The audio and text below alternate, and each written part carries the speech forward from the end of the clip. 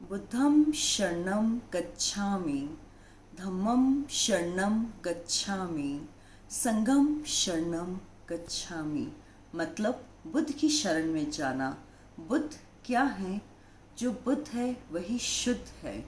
बुद्ध कोई भी हो सकता है, सिर्फ बुद्ध के कुछ नियमों का पालन करना पड़ेगा, और जो आज के युग में बहुत मुश्किल है इन नियमों का पालन करना। क्या है वो नियम? वो नियम है झूठ नहीं बोलना, चोरी नहीं करना, किसी जीव की हत्या नहीं करना और किसी का मन नहीं दुखाना।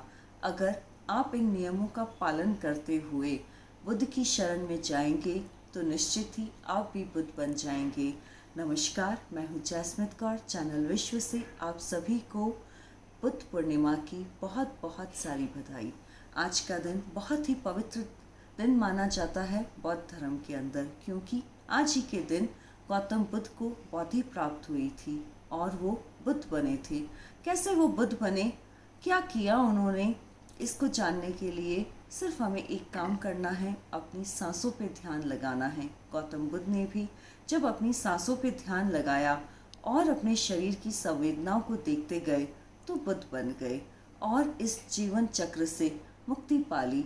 जन्मों जन्मों का जो हमारा जीवन और मृत्यु का चरण है वो धीरे धीरे उन्होंने ख़त्म कर दिया और मोक्ष की प्राप्ति कर ली।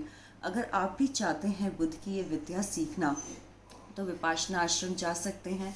विपाशना आश्रम के अंदर 5000 वर्ष पूर्व बुद्ध की ये विद्या सिखाई जाती है, जिसके अंदर आपको किसी धर्म को नहीं अपनाना है, सिर्फ आपको वहाँ पे जाके अपनी सांसों पे ध्यान लगाना है और अपनी संवेदनाओं को देखना है।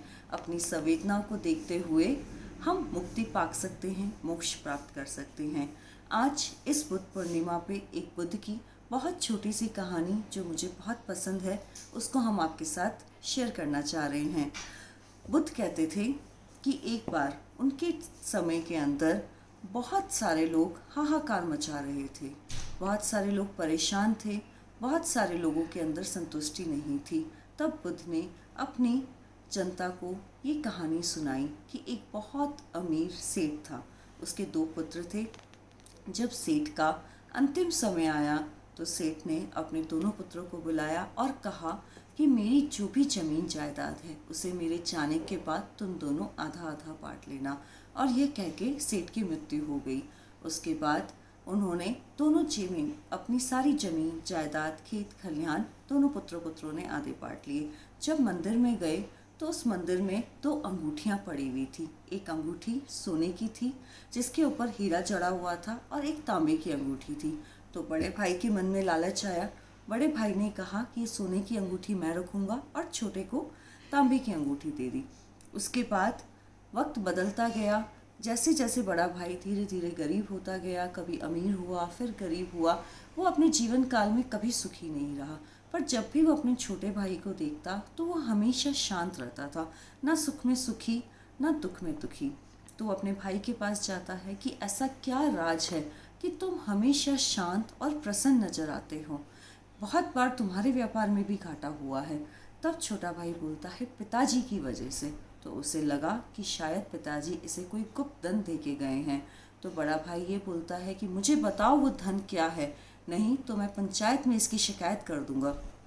तब छोटा भाई बताता है ये जो अंगूठी दी है इस पे एक बहुत अनमोल मेरे लिए खजाना छोड़ के गए हैं। क्या लिखा था उसके ऊपर? उसके ऊपर ये लिखा था कि ये भी बीत जाएगा। जी हाँ, अगर आपका कोई सुख का पल आया है तो वो भी बीत जाएगा, दुख की घड़ी आई है तो वो भी बीत जाएगा। कोई सुख स्थायी नहीं है और कोई दुख भी सारी जिंदगी नहीं रहता है। कहीं ना कहीं यही समय हमारे साथ चल रहा है। बहुत सारे लोगों को कहते हुए सुना है कि ये 2020 हमारे लिए बहुत भारी है, पर अगर हम भगवान बुद्ध की ये बात माने तो ये भी बीत जाएगा। और आज से 10, 20, 30 सालों बाद जब आप इसे याद करेंगे तो आप खुद ही सोचेंगे कि अगर इस समय हमने धैर्य रखा होता तो ये वक्त तो बीत ही गया। तो दोस्तों, ये वक्त तो बहुत जल्दी बीत जाएगा, बस अपने धैर्य को बना के रखिए और खुश रहिए, प्रसन्न रहिए,